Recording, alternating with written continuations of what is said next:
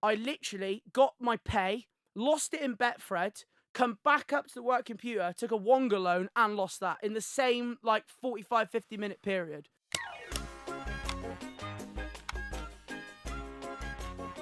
We obviously played the April Fools at the start, and obviously, Stevie, you didn't actually know, but Pie's spoken openly online about gambling addiction and course, stuff. Yeah. And I think it's an important thing to talk about. We had Tubes on from Soccer AM. He spoke about his the alcohol stuff, alcohol addiction, and that's one of our most viewed clips. Now, obviously, we're about the views, but also it really helps people out. I was actually shocked at how many positive comments that got. Yeah. And I didn't know about your gambling addiction, and you openly messaged me and said you've spoken about it. Yeah. I'm somebody that bets on the football. Stevie, you like a bet on the football. We bet quite frequently, and I love a casino. I love a roulette and all stuff like that. Never quite got to an addiction point of view, Yeah. which for me seems quite alien. I can't resonate with the idea of being addicted to it. Are you happy to talk about it? 100%. Brilliant. Great when he asked. Yeah. That's fun. Yeah, so Stevie asked me, no. All questions on the table. No, I'll talk, if we go back to the start, it used to stem from when I was proper younger, playing on, do you know those little, even those little game machines you find in pubs? Yeah. With quizzes and stuff, because then they had even, little roulette and stuff like that on there that you could play, roulette-type games. How old do you think you'd have been when you were playing these? Probably 15, 16. Right. Even 10, 20p a go. But even then, if I was given a fiver to go to the social club, for drinks and that, it'd be gone in 15 minutes on that. Oh, really? So, yeah, that was definitely the start of it. And at the end of the day, before I get into it, addiction, for the rest of my life, it's going to be there. But it's all about trying to combat it and deal with it in the best way I can. But when I was proper younger, I was gambling very badly, playing poker and stuff in school, doing little betting in school. But even then, there was still, things going in. And when I was 18 working at McDonald's, I just started to end up going in, even after school. So what I'd earn on a Thursday when I get paid from McDonald's, I'd be gambling. It might not be a lot, but if you could, put a tenner and win 100 quid, it was like, wow, that's insane sort of thing. But would you take that 100 and gamble it again or not? But at some point, that's what gambling addicts do. It doesn't matter. It doesn't matter what you win. It's your next stake.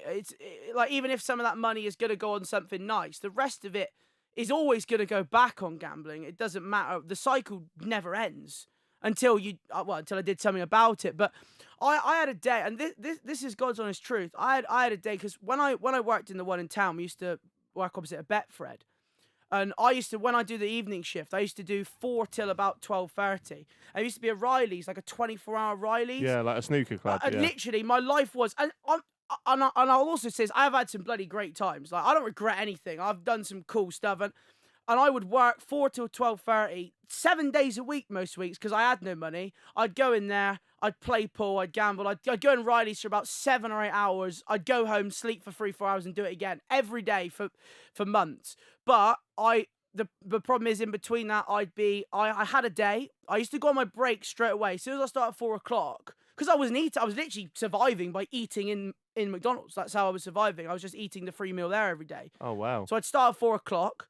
I'd eat. And there was one day where we got paid. So this day I had a lot to pay out, which was always the problem. Every time payday came round, I've hid from my minibus driver from him money. I've had where my dad used to literally have my bank card to take money out so that he could keep hold of it for rent and stuff. And I managed to find ways to, swap that around. I've been there, but this was a day where I went on my break. I literally got my pay, lost it in Betfred, come back up to the work computer, took a Wonga loan and lost that in the same 45, 50-minute period. Fuck. Yeah. And then had people that I'd owed from Riley's coming into work, why I'm trying to work. The one thing I always did though is I always try to battle through it. I'd always be in work the next day, or I wouldn't try and hide from it. Yeah. It was always there. I've had nights where I've been at been in probably about 10 different shared houses where I've gone and had to do a runner because I've not paid rent because I've been paid. I've gone, I know I need this for rent, but you just want to try and win that bit more to keep you going. Is that To boil it down to the bare basics, is that what it is then? Is it the idea of winning more, or is it the enjoyment and the thrill of just playing, or I do they think come hand in I hand? think it comes hand in hand. I Mm. think it's a bit of both because I could have great enjoyment playing on 20p, but when I've had days, you can lose £500 back in the day where it was £100 a spin. Yeah. You can lose £500 in 3 minutes, and I've had it. I've done it. And I've been sat there thinking, like, on a break, thinking, what the fuck do I do? I'm like, I owe this, and this out, and I now have another 2 week period of 50 to 60 hour weeks where I have no money. And then I have to beg, borrow off other people, and it's that horrible cycle. I've had nights where I've been living at home, and just a massive love to my family and friends who, without them, like, the support they gave me, constant, like the amount of times I fucked up or dropped to like stupid lows, Mm. and they were there to support me, was just incredible. But I've had nights where I was staying at home. I hadn't paid my keep or whatever for my parents, which money wise they obviously don't care about, but it's the principle. Mm. And I've shared that much that I've slept in town, like under a shop, because I've shat it that much that I'm that much in the shit. Like you just have to consider, like, your world. You're like, what the fuck do I do? Yeah. And having that every single week and fortnight of your life, but then you get that 1 week where, you win $3,000 or something, and the world's fucking amazing. And that's the problem with it. The world's amazing. You pay everything off. You're like, right, that's it. I'll make a change. 2 weeks later, you've lost it all, what you had left, and you're borrowing again. And it's a horrible life. I mean, I know you say we're talking about the Big Brother stuff, but when I come out of Big Brother, I actually didn't gamble for about a 2 week period. Right. Because not being able to gamble in there, to be fair, was very helpful. Yeah. And I was doing well, but I came back from, we did like a meetup. I came back, and this is once again, the train got stuck in Totnes, it's a station close to Plymouth. Yeah. And I knew there was a bookies there, and I just thought, fuck it. I literally got off the train, and I think I lost about $3,000, which is obviously a disgusting amount of money. And another thing to mention with the gambling, it's not about the amount you lose. I mean, I think that's the most I've lost probably in one session. It's not about the amount you lose, it's what it means to you. Like, the amount of times when I was streaming, on a Friday, I knew, say I wanted to put some money on the game, I'd borrow £100 off someone for that and lose it. The effect of losing that, which I don't get me wrong, £100 still a lot of money, but I know people go, oh, you only lost £100. But when that's every penny you've got in the world to get you by for the next 2 weeks and you don't have it, it's pretty horrific. Wow. So that day I went to the bookies, and I remember distinctly I lost £1,000 on one horse. I think that's the biggest bet. I may have placed slightly more, but probably the biggest bet I've ever placed. It was 1-2 in like a 3-horse race, and it fell at the first hurdle. And I just remember, and then I brains all the rest on roulette. And I had to come home, and I got caught because someone I know lived there, and they told my dad that they'd seen me there. So my dad knew. So I had that, and I was every week at the football. Like, I'd be like, I'd have periods where I'd taken 2 months off and been able to, and then just gone back to it. And Yeah. every week going to the football, I mean, every single week at the football, like, the first thing I'd want to do when I got there is bookies. And that's not just to put football bets, so it's just to play. Really? Just to play the machine. Like, literally, honestly, it got to a point where I wanted to get to the bookies more than I did the football.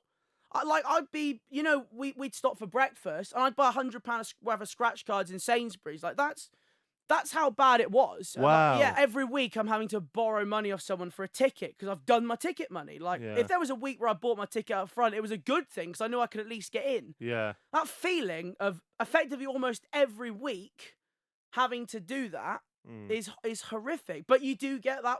What keeps you going is you get that 1 week where you win £1,000, and once again you think the world's rosy again, and you're like, look at me, I'm Billy Big Bollocks with my money, until you look like a twat. But the day was Sunderland away. I can remember it. It was 2 years ago, I think, last week. We played Sunderland away, and I promised my friend Jess, I said, I'm not going to gamble. I was like, today, because it was a special day, it was like the longest trip. I was like, I will not gamble today. And I genuinely didn't intend on gambling. We'd gone into town, and then my mate Ryan had left something back on the bus. So I was like, oh, I'll walk back with you. And that once still, I wasn't intending on it. We go back through. He's like, oh, I just want to chuck a quick fiver on. And I'm like, oh, I'll just go in. And before you know it, it's going badly. Like I know exactly how much I lost that day, and it was about £2,500 to £3,000 that I'd lost. I know the money again, but I took a PayPal. So when I was streaming, I took one time a PayPal business loan. Like it was on like a good system where they take a percentage of what you pay. So I took that to basically, because I wanted to give my stream a kickstart. So I put that in to fund my stream, but I paid it off. So I then literally took another like £2,000 from them and just blew it. Like, and I literally remember stood there queuing in a bank in Sunderland, like literally like, because I've lost £1,000. I'm literally bouncing because there's someone in front of me at the teller, and I'm just thinking, come on, I just want to literally get that money and fucking smash it in there. I've lost it all at this point. What? So sorry. So you've lost £1,000 in the bookies. I've lost £1,000 in the bookies. And I've now you're trying to get another one to go back. Going to the Halifax. I have to go to the counter because I wanted to get the couple of grand out. So I have to literally go to the counter to get it. Like, this is like, as I say, the worst. Normally, if I was on a losing session, like in Mackey's, it's a few £100, but once again, it's what that money means to you, not the value. But this was, this was bad. This was a bad day. I mean, I was going hard. I lost it all, and at that point, I just was like, "What the fuck are you doing?" Like because at this point, my stream was going quite well. It had a good boost, and I'm just thinking, Jack, you're fucking ruining your life here. And my friends, I'd lied to them and told them I hadn't gambled. They found out I had, and my friend Jess, we were really like close mates. I've never seen her so angry. When you see someone that angry and you think, fuck me, like I've done bad. And I just said to her, I said, look, and then we were at the top, literally in the ground. I was like, that's it. Like, legitimately, I am done. I am walking away. Like, I've had enough. I can't put you guys through it anymore. And I can't, fuck with my life anymore. And I paid the whole thing back. And I still play poker as like more of a hobby, if that makes sense. Like, I have limits and I know when that's, enough for me to go. And, with the football cards and stuff, we like our football cards. I get involved in things like that. But in terms of casino gambling, sports betting, anything like that, 2 years, nothing. Wow. So that's nothing online. And what I would recommend to people for listening to podcasts, if you do have a problem with gambling, GamStop is such a fantastic tool that you can use. It basically puts an online block on, so you can't gamble on any online sites.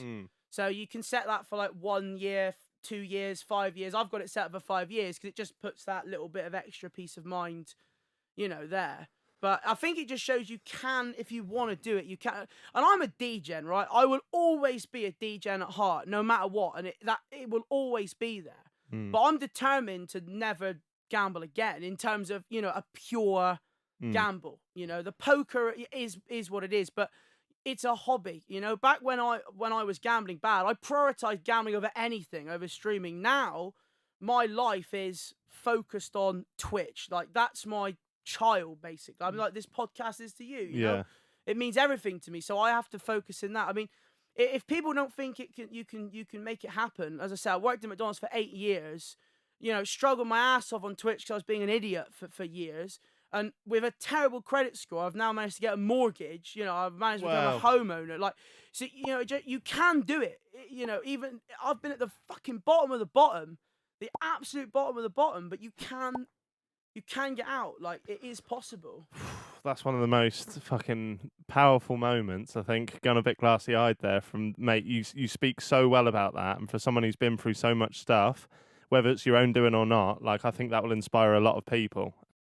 I've not realised Matey's brought it back. He's only put it behind me. I've gone double cheek, gone, 3 tills, literally 3 tills, the whole donut cabinet, gone.